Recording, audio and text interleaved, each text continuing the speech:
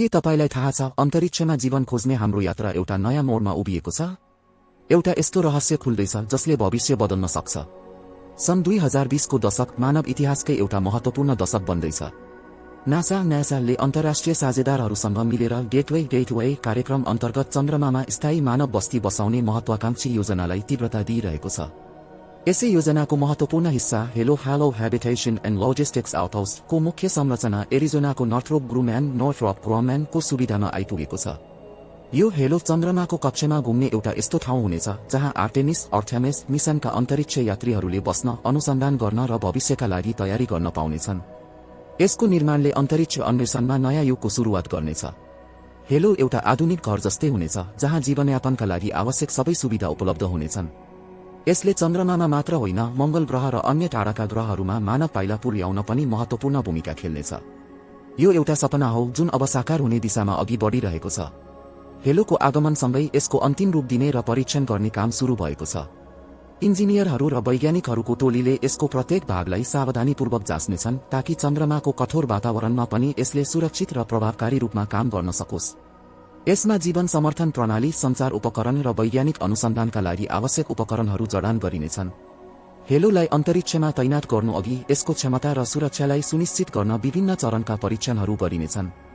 यो एउटा जटिल प्रक्रिया हो जसमा थुप्रै चुनौतीहरू छन्, तर नासा र यसका साझेदारहरू दृढ संकल्पका साथ अघि बढिरहेका छन्, किनकि उनीहरूलाई थाहा छ यसको सफलताले मानव सभ्यतालाई नयाँ उचाइमा पुर्याउनेछ। यो केवल एउटा संरचना मात्र होइन, यो भविष्यको आधारशिला हो। आर्टेमिस मिसन, जसको लागि हेलो तयार पारिँदैछ, नासाको एउटा साहसिक र महत्वाकांक्षी परियोजना हो। यसको उद्देश्य चन्द्रमामा मानवलाई फेरि फर्काउनु मात्र होइन, त्यहाँ स्थायी रूपमा बस्ने र काम गर्ने वातावरण बनाउनु पनि हो। आर्टेमिस मिसनले महिलाहरू र अल्पसंख्यक समुदायका सदस्यहरूलाई पनि अन्तरिक्ष यात्रीको रूपमा सहभागी गराउनेछ, जसले विज्ञान र प्रविधि क्षेत्रमा समानता र समावेशिताको सन्देश दिनेछ। यो मिसनले चन्द्रमामा पानीको स्रोत पत्ता लगाउने, त्यहाँको भूगर्भको अध्ययन गर्ने र भविष्यमा चन्द्रमामा आधार निर्माण गर्न आवश्यक प्रविधि विकास गर्ने लक्ष्य राखेको छ। आर्टेमिस मिसन एउटा यस्तो यात्रा हो जसले हामीलाई हाम्रो ग्रह र ब्रह्माण्डको बारेमा नयाँ कुराहरू जान्न मद्दत गर्नेछ। यो मानव इतिहासको एउटा गौरवमय क्षण हुनेछ। हेलोको निर्माण र आर्टेमिस मिसनको तयारीले अन्तरिक्ष अन्वेषणको क्षेत्रमा नयाँ अवसरहरू सिर्जना गरेको छ। यसले नयाँ प्रविधिहरूको विकासलाई प्रोत्साहन गरेको छ, रोजगारीका अवसरहरू बढाएको छ र युवा पुस्तालाई विज्ञान र प्रविधिमा लाग्न प्रेरित गरेको छ। हेलो एउटा अन्तर्राष्ट्रिय सहकार्यको उत्कृष्ट उदाहरण हो जसमा विभिन्न देशका वैज्ञानिकहरू, इन्जिनियरहरू र व्यवसायीहरूले मिलेर काम गरिरहेका छन्।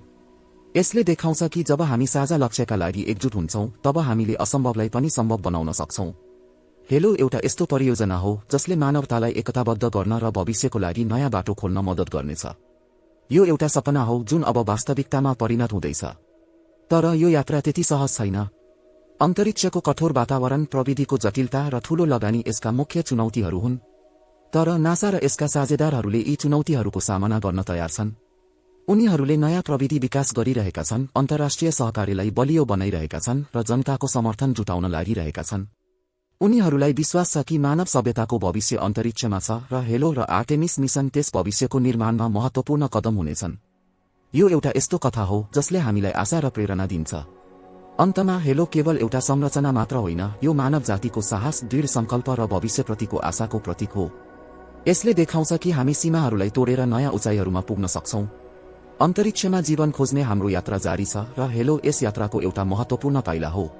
आउनुहोस् हामी सबै मिलेर यस सपनालाई साकार पारौं र मानव सभ्यतालाई नयाँ युगमा प्रवेश गराउँ, किनकि भविष्य हाम्रो हातमा छ। यदि तपाईलाई यस्ता रोचक विषयहरू मन पर्छन् भने कृपया हाम्रो च्यानललाई लाइक र सब्स्क्राइब गर्न नबिर्सनुहोस्। धन्यवाद।